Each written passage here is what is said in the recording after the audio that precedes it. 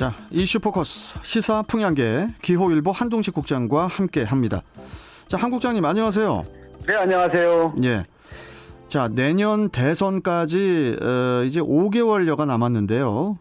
대선을 앞두고는 뭐 아무래도 지역 현안을 공약에 담으려는 그런 움직임이 활발해질 수밖에 없는데 인천시도 그 대선 후보에게 요청할 그런 그 공약을 확정했다고 하죠. 어떻습니까? 네, 인천시는 내년 대선을 앞두고 여야 후보들에게 전달할 정책 제안 과제 20개를 최근 확정했습니다. 네. 인천시가 마련한 정책 제안 과제를 살펴보면요. 환경과 균형 발전, 그리고 교통 인프라, 경제, 그리고 남북 국제협력 등 5개 분야에 걸쳐 20개 현안을 담았습니다. 예. 시는 이들 20개 현안에 대해 2020년 대선 인천 지역 공약 채택을 위한 인천시 제안 20선이라고 명명했는데요. 이들 과제는 여야 대선 후보들과 인천 지역 국회의원들에게 전달할 계획입니다. 그렇군요. 네. 근데 이 20개, 이 20개 과제가 좀 이렇게 눈에 딱 들어오지는 않는 것 같은데 조금 더 자세하게 설명을 좀 해주시죠. 네, 하긴 그 환경 균형 발전, 경제 등으로 이렇게 분류하면 너무 포괄적이어서 이해가 잘 안 되실 겁니다. 예. 이를 좀 더 자세히 풀어보면요. 시는 환경 분야를 가장 먼저 꼽았는데요. 예. 아무래도 박남춘 시장이 강한 해결 의지를 보이고 있는 수도권 메리츠의 2025년 종료 실현을 들 수 있습니다. 예. 또 균형 발전으로는요. 백년공항 건설을 꼽았고요. 그리고 교통 분야에서는 얼마 전 좌절된 GTX-D Y자 노선 구축을 제시했습니다. 아울러 경제에서는 그 바이오 혁신 클러스터의 그 고도화를 꼽았고요.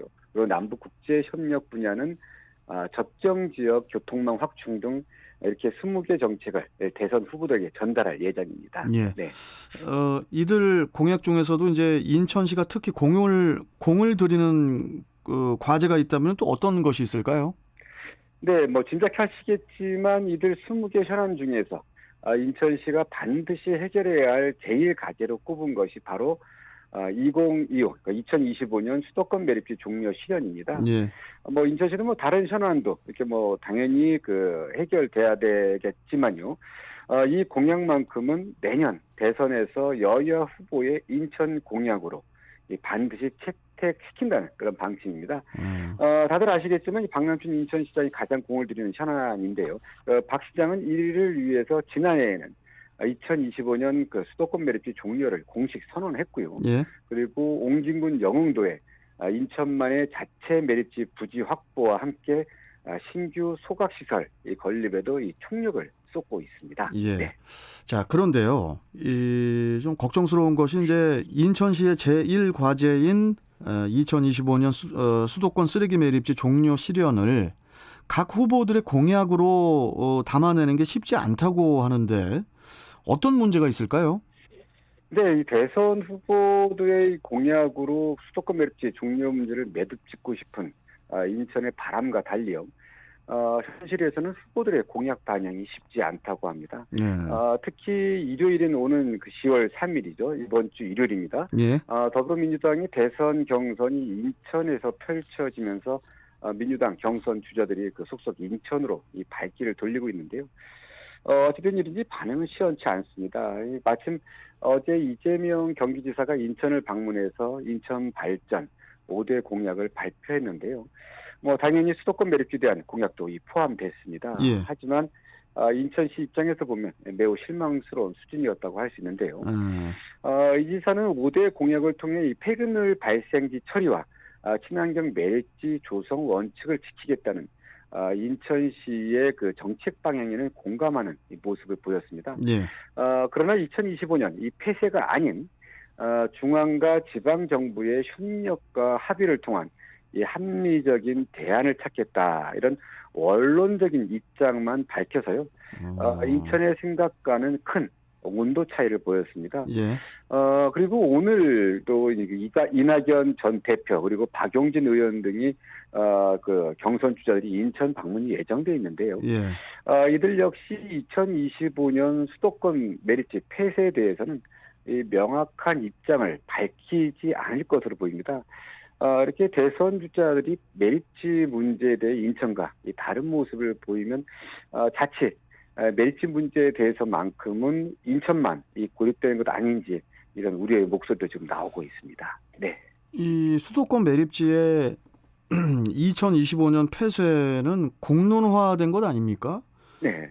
그럼에도 이렇게 대선 유력 주자들이 이를 선뜻 받아들이지 못하는 이유, 그 이유가 대체 무엇인지 그게 좀 궁금한데 왜 그런 것 같습니까? 네, 뭐 현재 출연해 볼 수 있는 것은 아무래도 이 표심 때문으로 보여집니다. 표심이요, 그냥 표심. 현상적, 예. 뭐 그냥 현상적으로만 살펴봐도요. 민주당은 물론 이 국민의힘 등 여야 대선 후보들 입장에서는요. 수도권 표심 잡기를 고려하지 않을 수 없습니다. 뭐 손가락으로 더하기 빼기를 하더라도요. 수도권에서 인천순을 들어주기가 쉽지 않을 것이라는 게 이게 현실입니다. 인구 분포를 이렇게 좀 뭐 이렇게 보면요. 서울은 1,000만 명, 그리고 경기도는 1,400만 명이 거주하고 있는데요. 이렇게 서울과 경기도만 따지면 2,400만 명이 거주하고 있습니다. 예.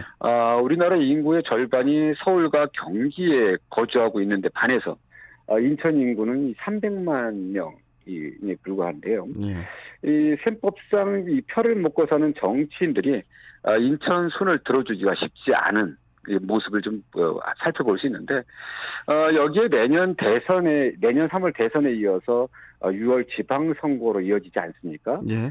수도권의 가장 큰 현안인 매립지 문제를 후보들이 잘못 건드렸다가는 이 벌집 수천원 이 꼴이 될 수도 있다는 이런 우려가 반영됐을 것으로 이렇게 보여지는데요.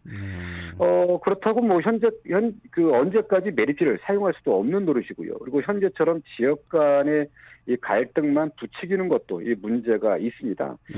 따라서 우리 일각에서는요, 수도권 매립지 종료 문제를 대선까지 끌고 가도록 이 정부가 뒷짐만 지고 있을 것이 아니라 임기 종료를 앞둔 문재인 정부가 나서서 갈등을 중재하고 해법을 내놔야 한다는 이런 의견도 있습니다. 어쨌든 이렇게 이 문재인 정권에서 어떻든 종료를 끝내고 넘어갔으면 좋겠다 이런 생각입니다. 네. 물론 뭐 이 선거의 표심이 제일 중요할 수 있지만은 단지 또 이 표심 때문에 이렇게 눈치를 보면서 지역의 그 주요 사안의 결정들이 지지부진해지는 그런 모습들이 네, 이게 참 보기가 그렇습니다. 이게 뭐 이러다가 뭐 영구적으로 수도권 매립지는 그냥 인천에 계속 있는 게 아닌가 그런 생각도 들 정도인데 네네. 뭐 여하튼 뭐 좀 냉정하게 지켜봐야 될 그런 상황인 것 같습니다. 네, 그렇습니다. 이 부분은 좀 어떻든 유력 후보들 중에서 확실하게 입장을 좀 내놓는 그런 분이 좀 나왔으면 좋겠습니다. 네. 왜 이런 문제에 대해서는 사이다 발언이 없는지.